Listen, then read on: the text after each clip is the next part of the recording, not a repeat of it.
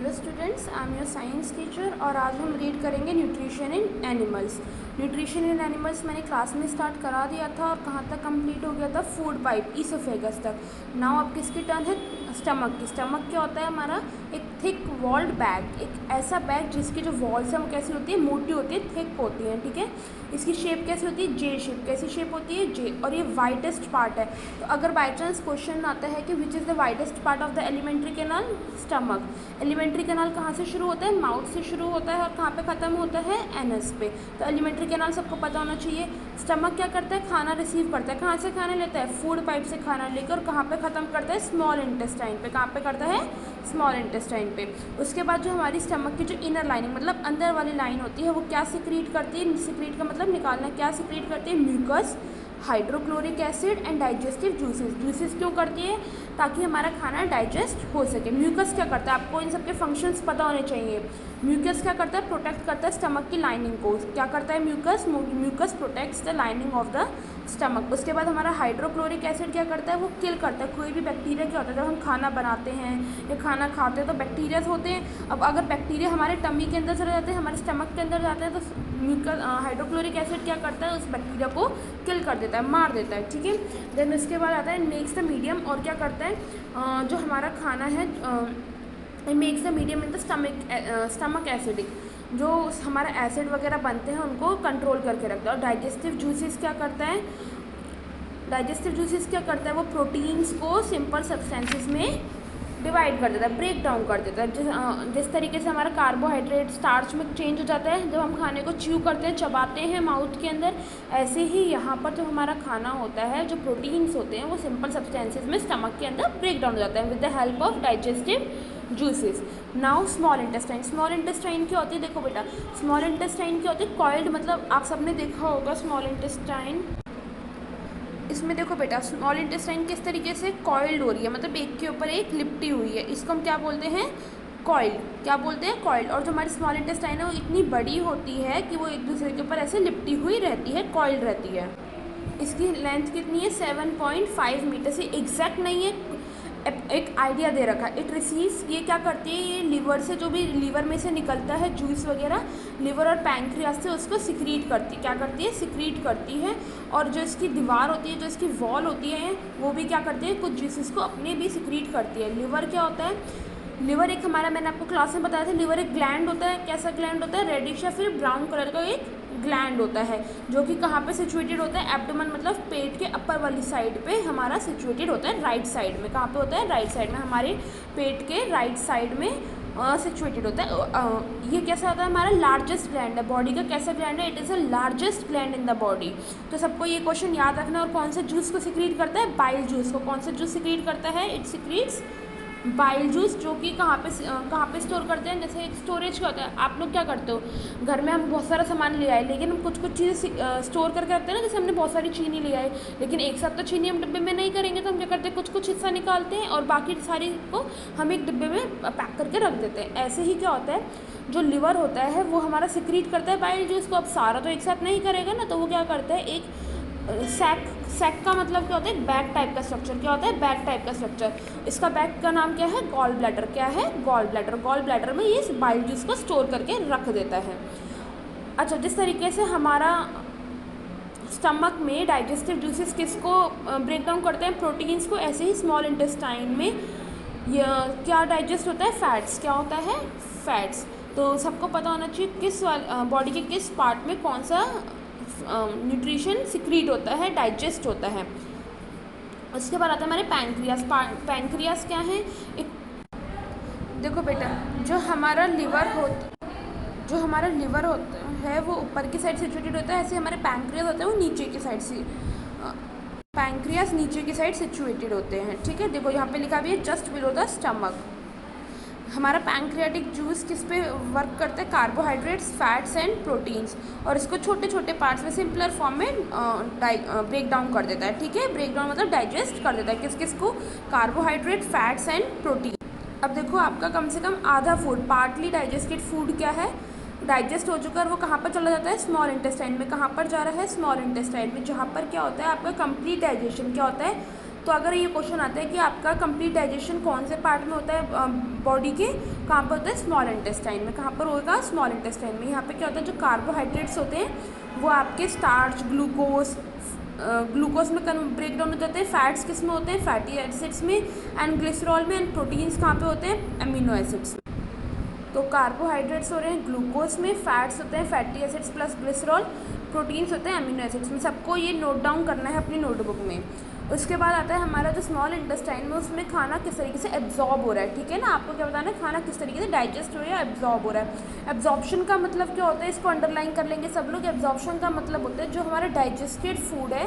Blood vessels क्या होते हैं बेटा हमारे, जहाँ से हमारा ब्लड ट्रांसफ़र होता है, आर्टरीज एंड वेन्स, ठीक है ना। तो जो हमारा डाइजेस्टेड फूड है, जब वो ब्लड वेसल्स के थ्रू इंटेस्टाइन में जाएगा, तो इस पूरे प्रोसेस को हम क्या बोलते हैं, एब्जॉर्प्शन। क्या बोलते हैं, एब्जॉर्प्शन। जब हमारा डाइजेस्टेड फूड स्मॉल इंटेस्टाइन में जाता है ब्लड वेसल्स के थ्रू, आर्टरीज एंड वेन्स के थ्रू, उसको हम क्या बोलते हैं, एब्जॉर्प्शन। और ब्लड वेसल्स का मतलब जहाँ से हमारा ब्लड एक जगह से दूसरी जगह जिसके थ्रू जाता है। जैसे आप लोग क्या करते हो, आपको कहीं जाना है, आपको दिल्ली जाना है, तो आप कैसे जाओगे, ट्रेन में जाओगे, है ना। तो आप ट्रेन क्या है, एक माध्यम है। ऐसे ही जब जो हमारा खाना है, डाइजेस्टेड फूड है, वो स्टमक से या बाकी बॉडी पार्ट से कहीं ना कहीं जाएगा, तो स्मॉल इंटेस्टाइन में जिसके माध्यम से आ रहा है वो माध्यम क्या है, ब्लड वेसल्स।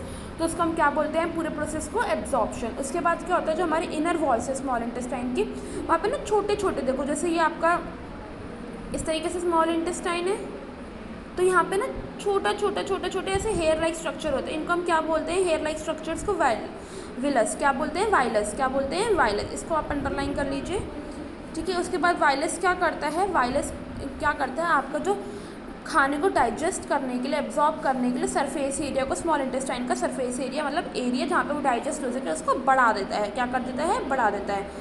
जो हमारा बेटा देखो, जो आपका डाइजेस्ट फूड हो चुका है वो दूसरे ब्लड वेसल्स तक भी जाएगा, दूसरे ऑर्गन्स तक जाएगा। तो किसके थ्रू जाएगा, ब्लड वेसल्स के थ्रू दूसरे ऑर्गन्स में जाएगा। वहाँ पे जाके क्या होता है, कॉम्प्लेक्स सब्सटेंस बन जाता है, जैसे कि प्रोटीन्स हो गई।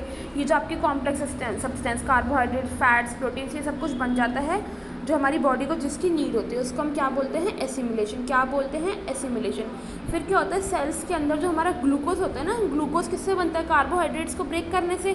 तो जो हमारा ग्लूकोज होता है वो किस में, ग्लूकोज भी आगे किस में जाके डिवाइड हो जाता है, ऑक्सीजन में, कार्बन डाइऑक्साइड में, एंड वाटर में। किस में हो जाता है, ऑक्सीजन में, सॉरी, जो ग्लूकोज होता है वो ब्रेक डाउन हो जाता है किसकी हेल्प से, ऑक्सीजन का, with the help of oxygen, carbon dioxide and water into cut कर दो, एंड क्या रिलीज़ होती है, एनर्जी। एनर्जी हमारी क्या रिलीज़ होती है, जो कि हमारी बॉडी को किसकी ज़रूरत होती है, काम करने के लिए एनर्जी की ज़रूरत होती है। तो ये कहाँ से रिलीज़ होती है, जब हमारा ग्लूकोज ब्रेक डाउन होता है। किसकी हेल्प से होता है हमारा glucose break down, oxygen, carbon dioxide and water. और जो हमारा फूड है जो कि अनडाइजेस्टेड, मतलब जो खाना, अब देखो यहाँ तक हमने पढ़ा स्मॉल इंटेस्टाइन तक, जो हमारा खाना एब्जॉर्ब हो चुका है, जो खाना हमारा डाइजेस्ट हो गया, जिससे हमें एनर्जी मिल गई। अब वो खाने की बात करेंगे जो हमारा डाइजेस्ट नहीं हुआ, जो हमारा खाना एब्जॉर्ब नहीं हुआ, जिससे हमें एनर्जी नहीं मिली।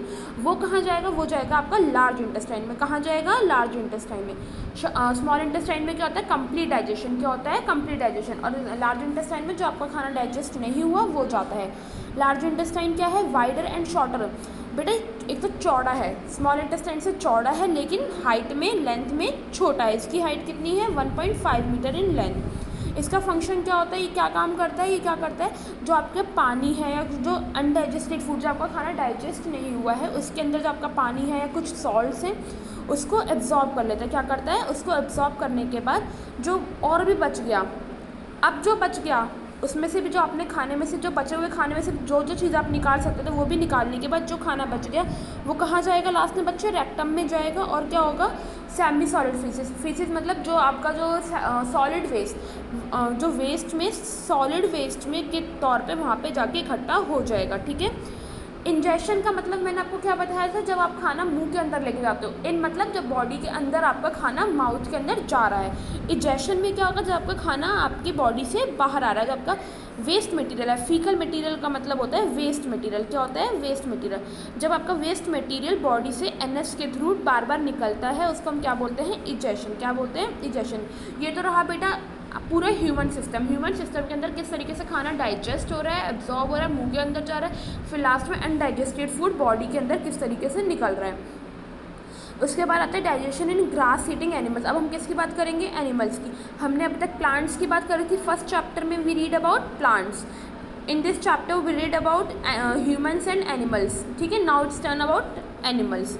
हमने अब यहाँ पे किसकी बात करेंगे? काओ, बफेलो, जो भी ग्रास खाते हैं। क्या खाते हैं?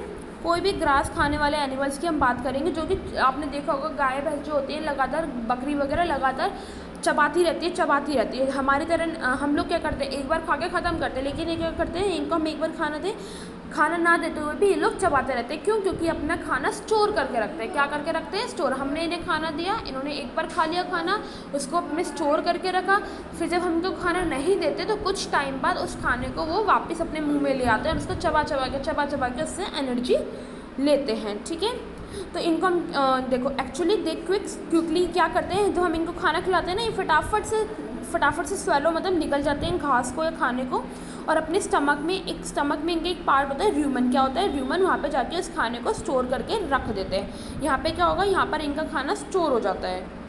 स्टोर होने के बाद देखो यहाँ पे खाना एक बार डाइजेस्ट हो गया सिर्फ, लेकिन आधा डाइजेस्ट हुआ है, पूरा डाइजेस्ट नहीं हुआ। तो उस आधे डाइजेस्टेड फूड को हम क्या बोलते हैं? कर्ड। क्या बोलते हैं? कर्ड। यहाँ पे कर्ड है CUD, not CURD। But later उसके बाद क्या होता है, जब इनको कुछ टाइम बाद जो कर्ड होता है, कर्ड क्या होता है? जो आधा डाइजेस्ट खाना है जो इन्होंने र्यूमन में जाके स्टोर कर दिया है, वो कर्ड वापस मुंह में आता है छोटे टुकड़ों में, और एनिमल्स इसको चबाते रहते हैं। इस पूरे प्रोसेस को हम क्या बोलते हैं? र्यूमिनेशन। क्या बोलते हैं? र्यूमिनेशन। और इन एनिमल्स को हम क्या बोलते हैं? र्यूमिनेंट्स। क्या बोलते हैं? र्यूमिनेंट्स। तो हमारी जो काओ, बफेलो, गॉट, ये सब कुछ कौन होते हैं? र्यूमिनेंट्स। क्या होते हैं? र्यूमिनेंट्स। उसके बाद देखो जो हमारा ग्रास है वो अगर हम क्वेश्चन आता है कि ग्रास किस टाइप के ग्रास किस में रिच है, मतलब ग्रास में सबसे ज़्यादा क्या मिलता है एनिमल्स को? क्या मिलता है? सेलुलोज। क्या मिलता है? सेलुलोज। सेलुलोज एक तरीके का हमारा क्या है? कार्बोहाइड्रेट। सबको मैंने आपको प्लांट्स में, एनिमल्स में, सब में कार्बोहाइड्रेट पढ़ाया है, तो ये सेलुलोज हमारा क्या है? कार्बोहाइड्रेट एक तरीके का। बहुत सारे एनिमल्स जैसे हम ह्यूमन्स हो गए, हम सेलुलोज को डाइजेस्ट नहीं कर पाते, हम सेलुलोज को डाइजेस्ट नहीं कर पाते, इसलिए हम घास नहीं खा सकते। थैंक यू बेटा। इसके आगे का चैप्टर मैं आपको कल पढ़ाऊँगी। आपको क्या करना है, आपको यहाँ तक रिवाइज़ करना है, और जो मैंने अंडरलाइन करवाया है उसको दोबारा अंडरलाइन करके रीड आउट करना है। Okay, thank you students.